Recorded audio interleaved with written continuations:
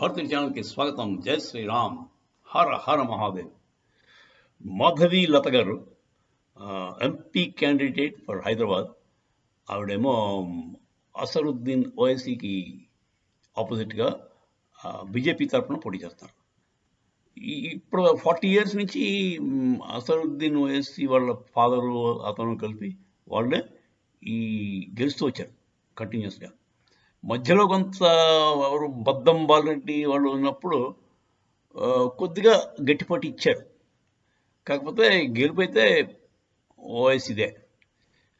బద్దం బాలరెడ్డి వాళ్ళు ఉన్నప్పుడు కొంచెం హిందువులందరినీ ఐకమత్యంగా ఉండనిచ్చి కొంచెం గట్టిగా క్యాంపెయినింగ్ చేసేవారు. ఆ ఊపు మళ్ళీ ఇప్పుడు కనబడుతుందండి. మన మాధవి లత గారు ఆధ్వర్యంలో బీజేపీ వాళ్ళు మంచి స్ట్రాంగ్గా తిరుగుతున్నారు. అందరినీ అంటే ముస్లిం కాలనీస్లో కూడా వెళ్ళి ముస్లిం మహిళలకి ఆవిడ ఏం చెప్తుందంటే, నేను మీకు రక్షగా ఉంటాను, మీకు ఏమైనా ప్రాబ్లం వస్తే నేను చూసుకుంటా, నేను మహిళని, మీ మీ తాలూకు ఇబ్బందులు నాకు తెలుసు, మీరు నా దగ్గర ధైర్యంగా రావచ్చు, నేను ఇవి ట్రిపుల్ తలాక్ అలాంటివన్నీ కూడా కరెక్ట్గా ఇంప్లిమెంట్ అయ్యేలాగా చూసుకుంటా. అంటే ట్రిపుల్ తలాక్ అయితే చట్టం అయిపోయింది, కానీ ఇంప్లిమెంటేషన్ చేసే దగ్గర పోలీసులు భయపడతారు, ఎవడు రాడు పట్టించుకోడు. ఈ ఎంఐఎం వాళ్ళతో పడలేం రా బాబు, మతబదులు ఉంటారు, వాళ్ళు ఇబ్బంది పెడతారని చెప్పేసి పోలీసులు మెత్తబడిపోతారు.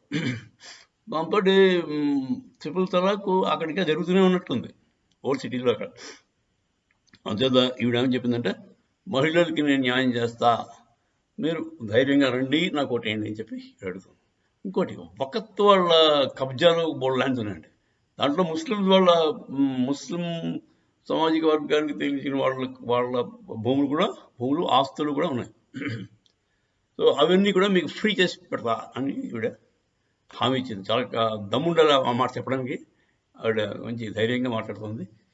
వకత్ బోర్డు తాలూకు కబ్జాలో ఉన్న ల్యాండ్స్ హిందువులది ప్లస్ ముస్లింది నేను రిలీజ్ చేయిస్తా అని చెప్పి ఆవిడ వాగ్దానం చేస్తుంది. సో ప్రస్తుతానికైతే అసరుద్దీన్ ఓవైసీ గెలవడానికి కారణం మీకు చెప్పాం కదా, రిగ్గింగ్, తర్వాత బుర్ఖాల్లో వెళ్ళిపోయి దొంగోట్లు వేయడం, ఇలాంటివన్నీ వల్ల ఆయన గెలుచుకుంటూ వస్తున్నాడు. కాకపోతే ఇప్పుడు అవి కానీ అరికట్టగలిగితే మాధవీలతకి ఛాన్సెస్ చాలా ఎక్కువ ఉన్నాయండి. చూద్దాం ఏం జరుగుతుందో. వెరీ సూన్ మనం తెలిసిపోతుంది. జై శ్రీరామ్.